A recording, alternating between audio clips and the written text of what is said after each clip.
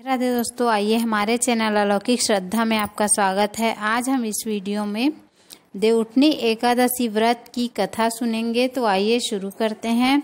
एक समय भगवान नारायण से लक्ष्मी जी ने कहा, हे नाथ, अब आप दिन रात जागा करते हैं और सोते हैं तो लाखों करोड़ों वर्षों तक सो जाते हैं, उस समस्त चराचर का नाश भी कर डालते हैं। अतः आप नियम से प्रति वर्ष निद्रा लिया करें।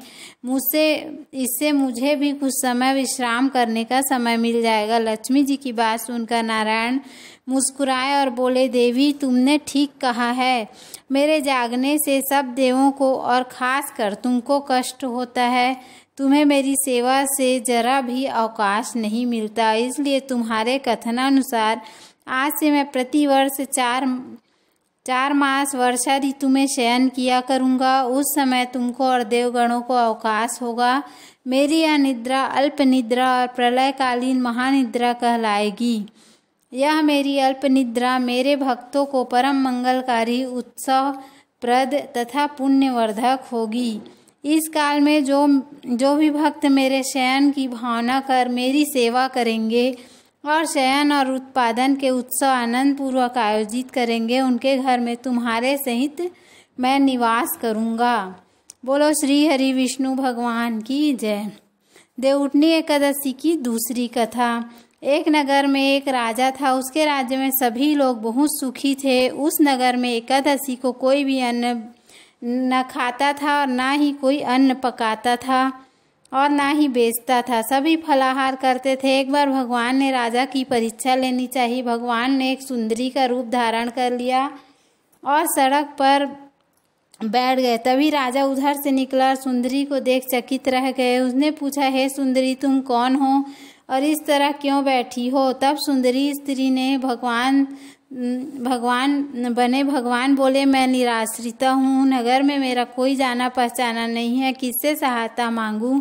राजा उसके रूप पर मोहित हो गया। वह बोला, तुम मेरे महल में चलकर मेरी रानी बनकर रहो। सुंदरी बोली, मैं तुम्हारी बात मानूंगी, पर तुम्हें राज्य का अधिकार मुझे सौंपना होगा। राज्य पर मेरा पूर्ण अधिकार होगा।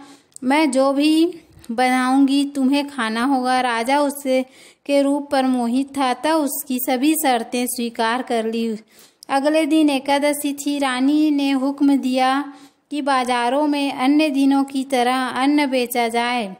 उसने घर में मांस, मछली आदि पकवाए और परोस कर राजा से खाने के लिए कहा। यह देखकर राजा बोला, रानी, आज एकादशी है, मैं तो केवल फलाहार ही करूँगा। तब रानी ने शर्त की याद दिलाई और बोली, या तो खाना खाओ, नहीं तो मैं बड़े राजकुमार का सिर काट दूंगी।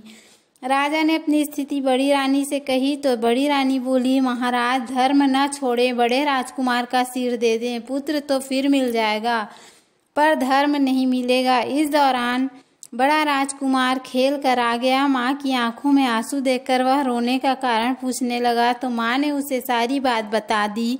तब वह बोला, मैं अपना सिर देने के लिए तैयार हूँ। पिताजी के धर्म की रक्षा होगी, जरूर होगी।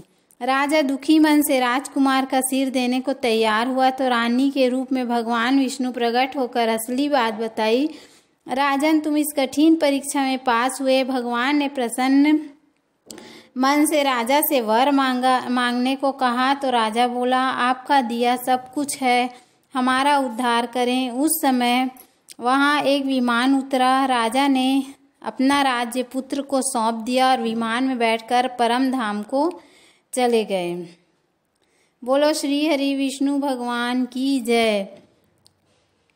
तो उम्मीद है आपको हमारा वीडियो पसंद आया होगा। यदि हमारा वीडियो पसंद आया तो वीडियो को लाइक, शेयर और सब्सक्राइब करना ना भूलें। धन्यवाद। राधे राधे।